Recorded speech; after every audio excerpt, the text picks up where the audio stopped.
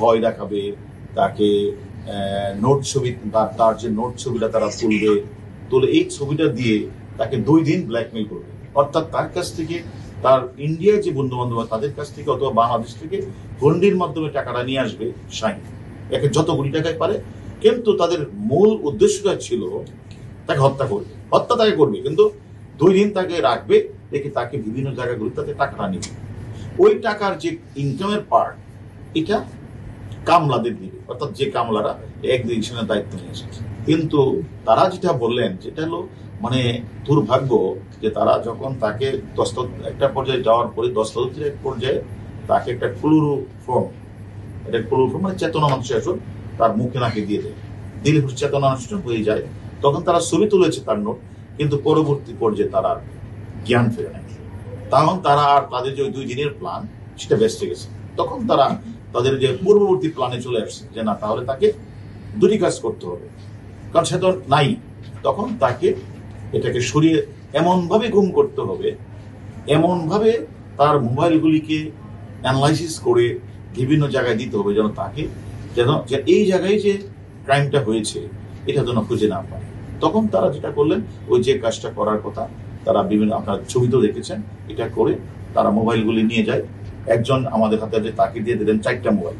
সে তখন বেনাপুলের কাছে গিয়ে আমাদের আনার সাহেবের যে এন্টি গ্রুপ আছে ঝিনাইদহ বা ওই বঙ্গে, 4টা মোবাইল থেকে 4টা রিং দেয়।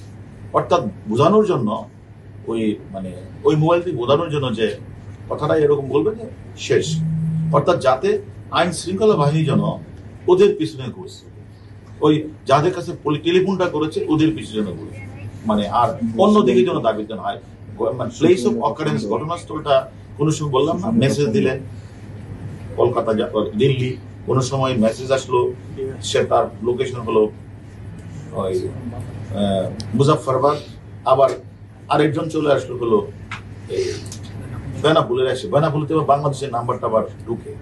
অর্থাৎ বাংলাদেশে এসে তার যে আমরা যতটুকু শুনেছি যে এন্টি গ্রুপ, অর্থাৎ একজনের সাথে একজনের দ্বন্দ্ব থাকে, ওই এন্টি গ্রুপের কাছে এই কথাগুলি বলতো। অর্থাৎ যাতে আমাদের আইন শৃঙ্খলা বাহিনী যখন আমরা খোঁজ দিব তার এন্টি গ্রুপ জড়িত কিনা, তখন দেখবো মোবাইলের সাথে একটা ইন্ডিয়া বা বেনাপুলের কাছ থেকে একটা রিং আছে। তারা এরকম ভাবে অত্যন্ত সূক্ষ্মভাবে, এবং তারা একদিকে লাশ গুম করা, লাশের অস্তিত্ব না পাওয়া, এবং বাংলাদেশি যে অপরাধীরা যারা এই কাজটি করেছেন, মদতদাতা এবং এক্সিকিউশন গ্রুপের মূল নেতা এবং মূল নেতার সাথে যারা ছিল সবাই কিন্তু এক্সিকিউশন গ্রুপের আবিষ্কার করা লোক। এবং তারা এই কাজটা করে, আমি মনে করি তারা একজন ধরা পড়েছে ইন্ডিয়াতে, জাহিদ, সেটাও আমাদের মূল এক্সিকিউশনের রিপোর্ট করা হলো, তার দলেরই সদস্য, পূর্ববাংলা কমিউনিস্টের সদস্য। এবং এখন যে প্রশ্নটা করেছেন আপনি, যে অ্যাকচুয়ালি আসলে আমাদের তদন্ত অনেক হয়েছে, যারা আমাদের আসামিদের জিজ্ঞাসাবাদ করছে, আমরাও সেখানে যাব, ঘটনাস্থল পরিদর্শন করব, আমরাও ওই আসামির সাথে কথা বলবো, তারপরে তার কথার সাথে ওইখানের যে লোকেশন, বিভিন্ন ধরনের এইগুলি বাসা বাড়ি সবগুলি আমরা মিলাবো।